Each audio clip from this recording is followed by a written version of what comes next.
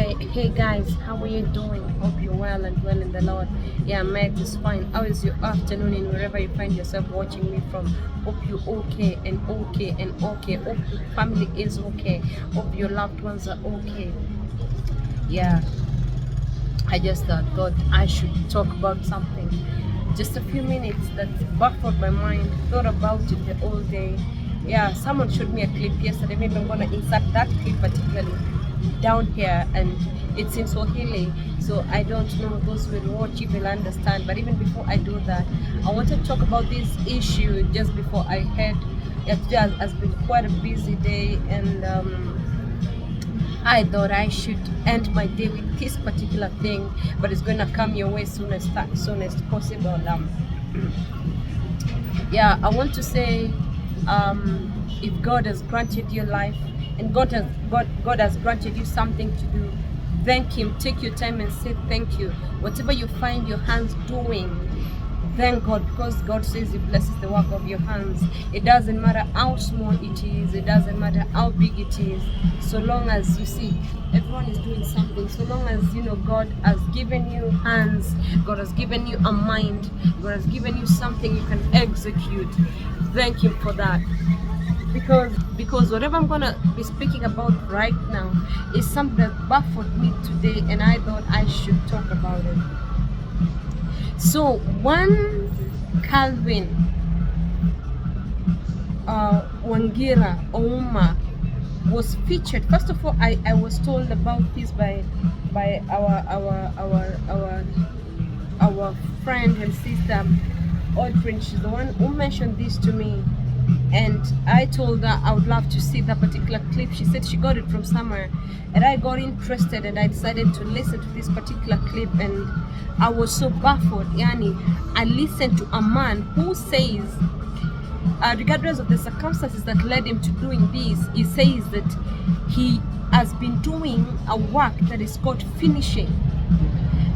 Probably when you're doing something, for instance, if a carpenter is making a sofa chair, or maybe a carpenter is doing some joinery work, or doing a table that has to be, sandpapered, there is a process they do, and at the end of the day they do finishing. For everything that is done, there must be finishing. But this particular finishing, this guy I was told about, I thought it was finishing of something, so like any work of his hands that requires finishing. But I was so shocked when I listened to what this guy does, whatever it calls finishing, guys. And I said I'm going to bring it down here. I've got friends who have lost people to unknown circumstances. Someone, for instance, didn't turn up home, and then they were found dead, and then later on they were found in maybe a mortuary. They didn't know how they were taken there, and the family is going around each and every part of town. And thank you so much. See you later, but I wish you luck. Yeah, what I'm saying is, he's selling groundnuts. I'm wishing him luck, because I don't eat groundnut because of acid, but he's doing what he can. So this particular guy called Wangira gave a chilling story of how that he was employed in a mob to do a kind of a job called finishing. Guys, I was so shocked. I'm still shocked, because today again I saw him on Citizen TV, one of our mainstream TVs in this country, and he was narrating the story, and I was like, Jesus Christ. He says that he was employed in a mortuary to finish on those dead bodies that would come in the mortuary, and they're not like completely dead. It's not even a laughing matter, it's very serious. But I'm even in shock. It's so shocking that there are bodies in the mortuary that are not fully dead. Meaning, what I've been asking myself, and I want someone to resonate with me, is it that you've lost a loved one who was taken to a mortuary not dead completely? They were mistaken, a case of mistaken identity. Like, I don't get it. It's a case of mistaken identity. Can someone be taken to the morgue not fully dead?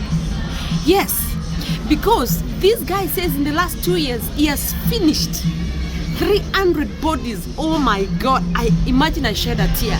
I just imagine there's someone who has lost someone through some bizarre circumstances, and they ended up in a morgue and they were not fully dead, and someone finished on them, or rather killed them. He says when he was introduced to this job, he was given an axe and a machete, a Masai machete. These are chilling confessions that, oh my God, they're not even, I even don't know if you can even, regardless of how much you've reformed, I know God forgives every sin, but I was looking at this scenario and I was asking myself, how is it possible for someone to kill people? Because that is killing people. More than 300, does it mean that doctors declare people dead when they're not dead? Or does it mean that people are declared dead and when they get to the morgues, they rise again? Or what exactly? I can't really get. Maybe someone should tell me in the comment section what is actually happening. For someone to have finished 300 bodies, those are people in the morgue that are not fully dead. Could it be someone was accosted by thieves and then they were picked by police, not dead, taken to the mortuary? They could have gotten a chance to recover, but they were finished on by these guys called finishers, Wangira being one of them. He says that he's killed more than 300 people, meaning these 300 people were in the morgue either by mistaken identity or they were not dead. I've been thinking about this thing and I was so shocked. I was like, could it be that there are people who end up in the mortuary and they're not dead? Do they come from wards? Where do they exactly come from? 300 bodies, and he's single-handedly, and he's not the only finisher. He is not the only finisher, because he says there are very many people he works with and he was working with, and these people are under influence of drugs, because you can't hit someone with an axe when you're fully sober. I've been thinking about this whole thing and I was asking myself, how is it possible for people to let people be found in the morgue that are not dead? Why did he stop the work? Because some granny came on him in a vision and told him that you killed me and I left my family. You finished on me. I left my family struggling. We are not, subdivided whatever we had, and now my family has fought over what we had and everything is at shambles. And that's how he stopped doing these things. He went ahead and got born again and all this and all this. But I've been asking, this thing has disturbed me, and I said I should share with people out there so that I get some info about it. Is it that there are people who are taken to the mortuaries who are not dead? Because if there are category of people who are called finishers who kill people in the morgues, they go and hit the dead bodies every day to find out if there's one that is moving. Some will allege it to demonic ati mapepo inawasumbua or mapepo imewaamsha, or demons have made the dead bodies come to life. I was asking myself, like, literally, how is it possible for us to have people who are killing people in the morgues, when in real sense these people can be resuscitated and gotten back to their people? People cry day in and day out, yet they're finishing on bodies.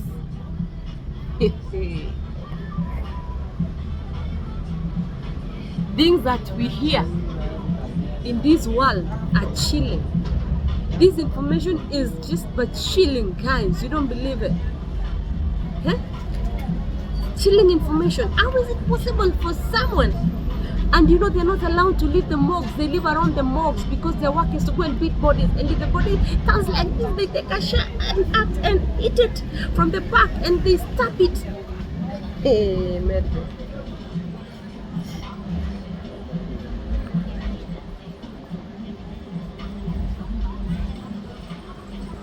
So they're morticians and they're finishers.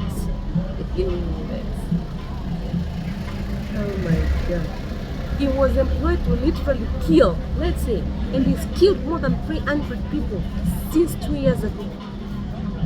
He says it's hard life that pushed him to go and do some of these works, but basically, I was asking myself, it's possible that people end up in the mortuary who are not dead. Yeah? People end up in the morgue not dead. And people in the morgue, called finishers, kill them. You could have lost your loved one who was not literally so sick to mysterious circumstances, or they disappear and they never turned up, and they were accosted by thieves, and then they were taken to the mortuary subconscious, and instead of the morticians taking these people back to hospitals, there are people in the morgues who are called finishers who killed them completely. Wangira sent this shocking in the airwaves. Actually, it's trending right now in my country. I'm telling you, I'm shocked. I don't know about where you come from. You have people who kill people in the mortuaries that are not fully dead. Have you heard of this? Have you heard of this? This is unique. This is strange.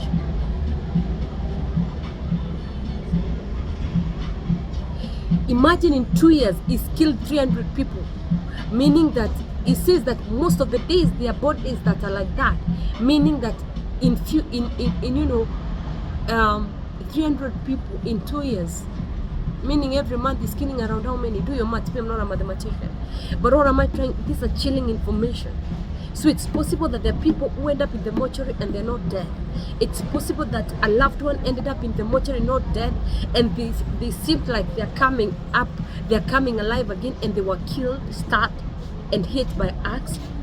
According to me, that is inhuman. Actually, I don't know if that is from the government, if it's from the hospital, if it's from the mortuary itself, so that they get people to occupy their fridges. I'm so shocked. What is it exactly? Is it a mass of population so that they can get more people to occupy their fridges so that they can make more money?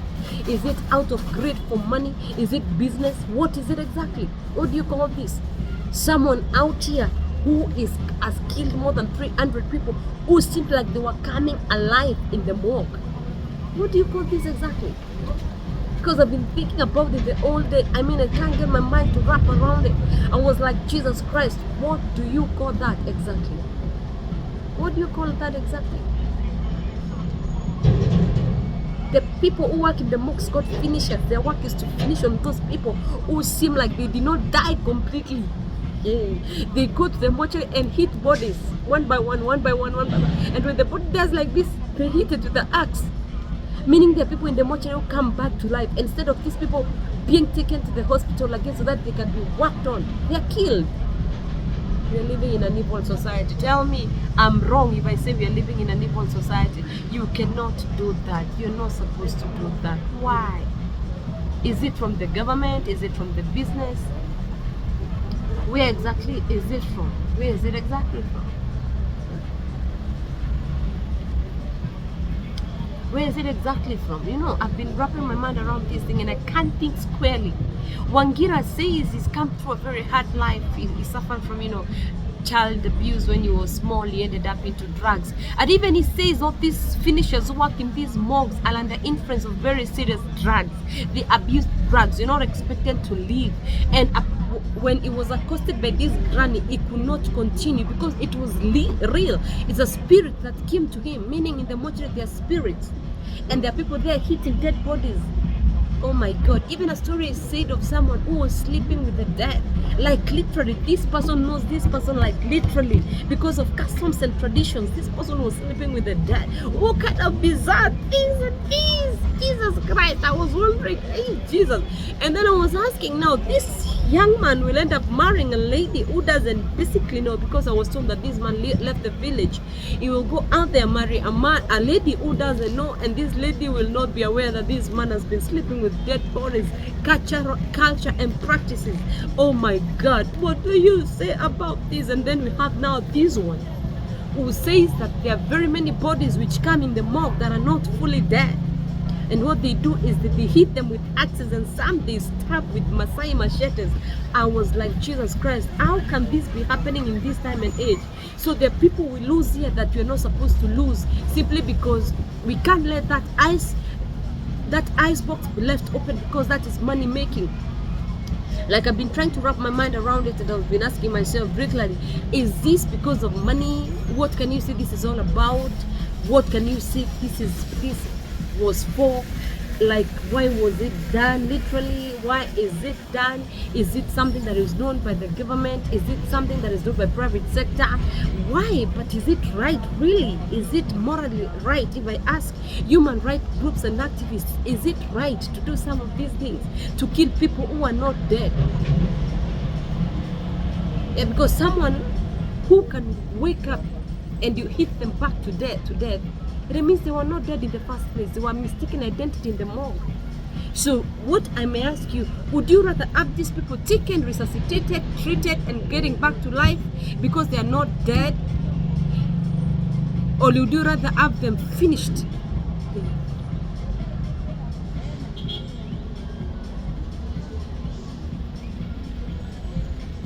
Some of these stories you listen to, man, I mean, they're just serious. Like, literally. How does that even happen? Now, if one finisher has killed 300 and there are more than 10 finishers, then it means they have killed more than 1,000 in 2 years. Imagine all those people who could be working in your society, integrated back to their families after being treated and stuff. There's nothing like at Mapepo. What Mapepo? If someone is not dead, they're not dead. They're not demons waking up. Waking up to where? Someone has been accosted by thieves and then they have been taken to the city mortuary, for instance, and then they're not fully dead, and simply because you don't want to start taking people to hospital, you kill them. Like literally, what?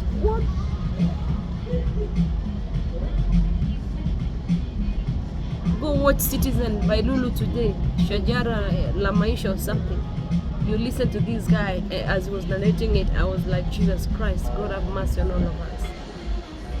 But I would love to know, are there instances where people go to the morgues without really fully dead, or like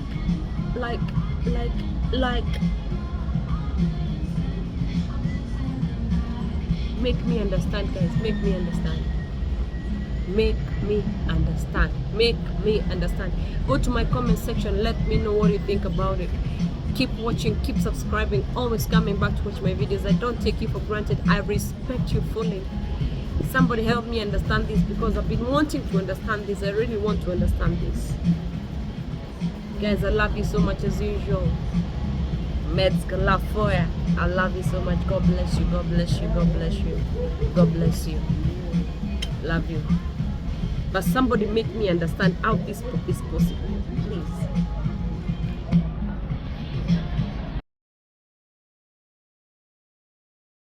Nielezee. Sasa hii harakati ya kueleza, tukasikia kelele nyingine inakuja. Makelele, honi ya magari, watu wanduki, kumbe ni mwili mwingine naletwa hapa. Alikuwa mwizi ameulewa mahali. Sasa akaingizwa, watu wakabaki huko kwa reception wanaandikisha jina yake na whatever. So venye aliingizwa ndani, huyu jamaa ndiye amesimamia wale wameingizwa. Huyu jamaa kwa amekufa vizuri. Sasa kichwa yake ilikuwa inacheza na hapo nyuma. Oh God. Sasa akaniuliza, unaelewa finishing ni kufanya aje? Ambia naweza eleza kidogo. Finishing ni kama fundi kukuja kumalizia nyumba ama nini. Akaniambia sasa hii mchezo unaona hapa, unaona hiyo kichwa yenye inacheza? Oh my God. Malizia. Oh my God. Nilijaribu kuinua shoka hivi. Oh my goodness. Oh my goodness. Wewe. Simwambia ni finishing. Sasa mimi nilijaribu kuinua shoka, hainuki. Akaniambia we malizia. Akakanyaga shingo ya huyo jamaa. Akaniambia malizia. Mimi nikabeba shoka nikamwekelea moja ya shingo. Pa! Akanyamaza. Alikufa hivyo kabisa. Jamaa akanigotea akaniambia uko sawa. Naona uko na ile nguvu yenye tunatakanga huku ndani. Unaweza inua shoka. Unaweza fanya ile kazi imekuleta vizuri. Mimi naye usingizi linishinda huku ndani. Kwa naona nimemalizia mtu bwana. Sasa sijui kama ni mwizi na ameiba wapi. Mimi nimemalizia.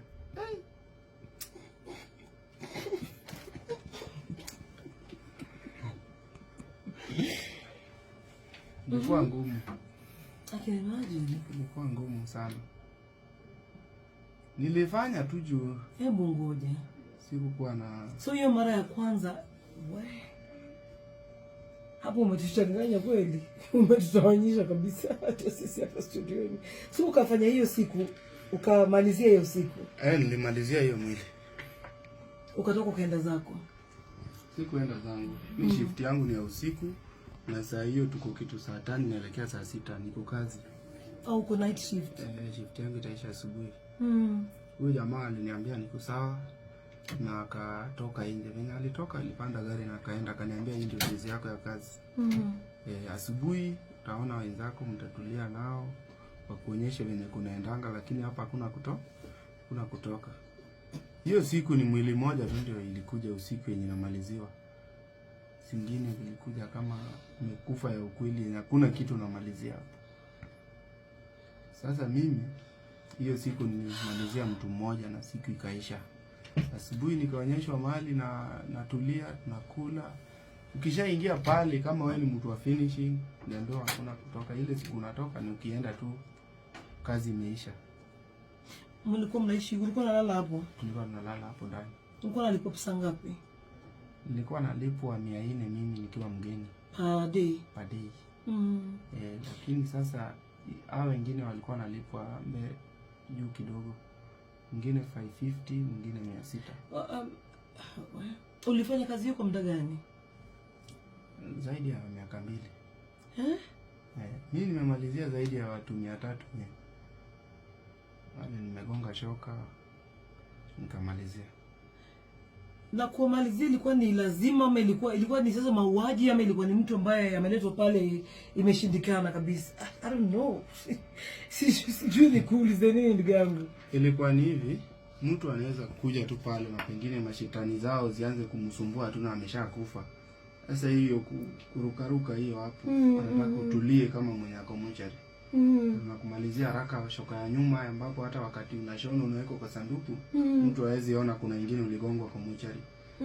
So haukukubaliwa kupigwa shoka ya mbele huku. Unapigwa ya nyuma. So acha niulize. Hiyo ni kazi ambayo huko unafanya hapo awali. So ukaja ukaanza kuifanya. Nikaja. Ilikuja ikakufanyaje wewe kama mtu? Nilisikia hata usingizi ilinishinda hapo ndani kwa siku 3 za kwanza. Hukuweza kulala? Sikuweza kulala. Nilikuwa nashinda tu hivyo. Nakaa tu hata usiku hivyo. Sikuwa nalala. Sikuwa napata usingizi. Lakini ukasukuma miaka 2. Nasema kwa muda huo miaka 2 uliowafanyia finishing watu 300. Zaidi ya 300. Zaidi ya 300. Kuna siku zingine tulikuwa tunakaa usiku mzima hakuna mtu wa kumalizia. Yes. Tunakaa hivyo. So mimi siku za kwanza niliona uzito ya hii kazi sana. Lakini imagine. Sasa siku ya 4 kitu saa 8 usiku niliona mtu kama anatembea akikuja pande yenye niko na amevaa manguo kama zangu. Mimi nikasema si kazi yangu ni finish, nikajaribu kuinua shoka. Hata yeye akaniinulia shoka. Alikuwa anatembea na shoka nyuma yake. Wenye aliniinulia shoka mimi nikaweka yangu chini. Akaniambia tulia. Namuuliza wewe ni nani? Ananiambia mimi ni mwenzako, mimi niko kwa ile kona. Na bado kuna mwingine ako kwa ile kona. Tulikuwa hapo 3 na sasa ile tunafanya kazi ni usiku. Na ile stress niko nayo nilikuwa natulia tu pale base yangu na ngojea watu wameweka kwa hii line yangu. Sasa aliniambia yeye pia anafanya hapa ndani. Mimi nikamsikiza. Akaniambia wewe sasa unaweza ruka kichwa hapa. Akaniambia wewe kichwa chako itaharibika. Umuuliza kwa nini? Hii kazi huwezi fanya hivyo. Hii kazi lazima ujipange ndio ingie. Nacha tunakuonanga pale asubuhi. Unakaa umeboeka. Hii kazi huwezi fanya na ukali. Tukapiga story na huyo jamaa mpaka asubuhi. Hiyo siku hakukuwa na mwili. Akaniambia nitumie madawa gani, mashindano, nini. So nilikuwa natoka hapo. Tukishang'ang'ania hizi manguo za maiti, tunaenda tunaoga tunavaa hizo. Mlikuwa mnang'ang'ania manguo za maiti? Zile zimekuja ikiwa na nguo nzuri na nitoshea na ng'ang'ania navaa hiyo. So mimi nilienda na huyu jamaa akanionyesha mahali wanajidunga shindano, wanakula madawa. Hiyo siku sikukula. Nikakuja jioni kazi. Nilikuwa na morali ya hiyo kazi. Hata yule mwenye hajainua kichwa nilikuwa nageuza natandika na ile rungu haraka. Yaani nilikuwa nimeiva kabisa. Nilikuwa na chapa mpaka yule hajaamka. Hapo ndani ya mochari. Juu ya hiyo madawa nilipewa na mashindano. Ilinipea nguvu kabisa. Sasa nilikuwa na morali ya hii kazi. Nilikuwa natoka hapo. Naenda tunatumia madawa. tunalala, tukiamka tunakula, tunaingia kazi. Tukiwa na morali. Tunaua watu. Sasa nilikaa hapa mochari kwa zaidi ya miaka 2. Ile kitu ilinitoa mochari. Yes. Siku moja nilikuwa nimeingia kazi vizuri tu, kijipimpa, hata mimi nikijipimpa sionangi huyu ni maiti na huyu hata kwa na chapa wote confirm. Juu ile hajakufa vizuri, ukimchapa rungu naona kama anacheza. So mimi nilikuwa nishaenda round, nimechapa nikarudi base yangu nikakaa na shoka. Kufika kitu saa 8 ya usiku. Hiyo siku hakukuwa na maiti, iliingia ilikuwa na shida. Kaona shosho mwingine anakuja mbele yangu hivi na anatembea. Mimi nikatoa shoka haraka juu mimi sijakubaliwa kuacha mtu atembee huku ndani. Na ameletwa kama maiti. Kuinua shoka ainuki. Nijaribu kubeba shoka hii na anakuja amenikaribia anafika. Alikuja akachukua mkono yangu akashikanisha na yake kama handshake. Huyu shosho alianza kuniongelesha. Mimi sijaona hata sura kama yako leo hapa, maiti imeletwa ya mama mzee kama wewe. Akaniambia mimi nilimalizia, akanikumbusha mpaka mwezi mpaka tarehe. Nilikuwa hajakufa vizuri na mimi nikampiga shoka akakufa. Shosho sasa aliniongelesha mpaka ulevi kaisha. Aliniambia venye yeye alikuwa na malandi huko Dandora, aliachiwa na familia, yeye ndiye alikuwa anaziangalia. Saa hii mjukuu wake wamenyang'anywa hizo mali juu yangu tu, mimi nilimalizia. Angepona angeenda akasaidia huko. Shosho aliniongelesha mpaka za 12 kama amekatalia mkono yangu. Unaongea na yeye, naona ile nguo amevaa na sioni sura yake. Na ananiongelesha na amekatalia mkono wangu.